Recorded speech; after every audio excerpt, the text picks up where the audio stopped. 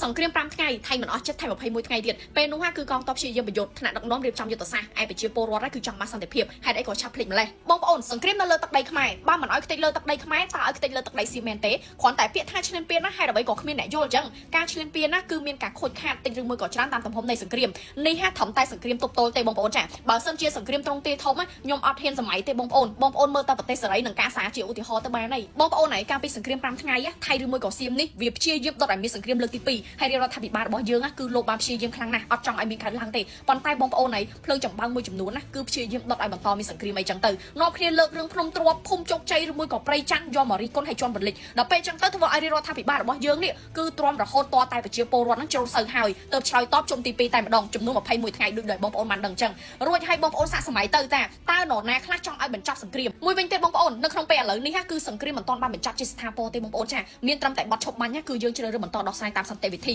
GBC និង JBC ហើយតើបងប្អូនចង់មានដោយសង្គ្រាមលើកទី2ទៀតមែនទេបើវាយទៀតណាបងប្អូនចាខ្មែរគឺកាន់តែខ្ទេចពីព្រោះថានេះគឺជាសង្គ្រាមនៅលើទឹកដីខ្មែរយើងបងប្អូនហើយតើគួរថែរក្សាការដោះស្រាយតាមនីតិវិធីបន្តឬមួយក៏ដើរតួនាទីបន្តជាធ្វើសង្គ្រាមរឿងសៀមបងប្អូននឹងមិនទេឲ្យតែខ្មែរយើងហ៊ានតែបើកភ្លើងខៀវភ្លាមបងប្អូនចាគឺមានភ្លាមតែម្ដងពីព្រោះថាពួកគេនឹងគឺកំពុងតែរងចាំឱកាសដើម្បីផលប្រយោជន៍នយោបាយរបស់ពួកគេហើយតើបងប្អូននឹងទេបងប្អូនយើងនៅជួរមុខបងប្អូនចាគឺពួកគាត់ខំណាស់ទាំងយប់ទាំងថ្ងៃបងប្អូនព្រោះដោយសារតែពួកវានឹងខំរយមកមុខទៀតណាប៉ុន្តែយើងបានប្រើប្រាស់គ្រប់វិធីសាស្ត្រចាដើម្បីមិនឲ្យចូលមកបន្តកើតបើនិយាយរឿងបង្កើតសង្គ្រាមមកបងប្អូនដើម្បីបង្កើតសង្គ្រាមគឺងាយស្រួលខ្លាំងណាស់ប៉ុន្តែបញ្ចប់សង្គ្រាមទេដែលវាមិនមែនជារឿងងាយស្រួលហើយតើបងប្អូននឹងទេទីតាំងដែលសៀមកំពុងតែឈរជើងខុសច្បាប់រឿងដែលសៀមរលចូលក្រោយបត់ឈប់បាញ់ពេលដែលកំពុងបាញ់គ្នាគឺពួកវាអត់ហ៊ានចូលទេព្រោះដោយសារតែ BM21 របស់យើងជ្រុំជាច្រើនកញ្ចៃមែនទេបងប្អូនចាអញ្ចឹងហើយបានមានរូបភាពថាសៀមនឹងសុំមកប្រមូលសាកសពហើយបងប្អូននឹងមិនទេពេលដែលបញ្ចប់សង្គ្រាមភ្លាមគឺពួកសៀមពួកវាចាប់ផ្ដើមរលចូលបំពាក់ទៅដោយកំភ្លើងអញ្ចឹងបើសិនជាយើងអត់ដកថយទេគឺមានតែបាញ់គ្នាបន្តឬមួយក៏ឲ្យពួកវាបាញ់ស្លាប់អីចឹងទៅប៉ុន្តែបើសិនជាបាញ់តបទៅវាវិញបងប្អូនចា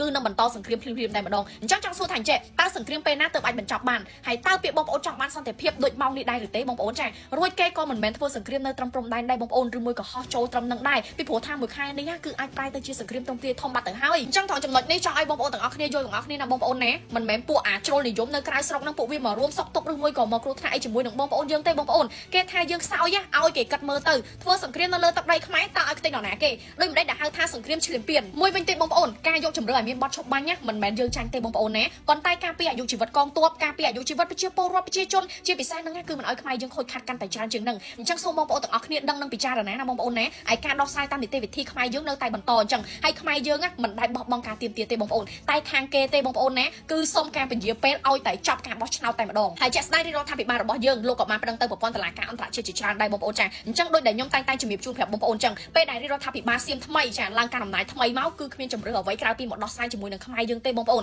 បើសិនជាគេបដិសេធឬមួយក៏ខំពន្យាពេលបន្ត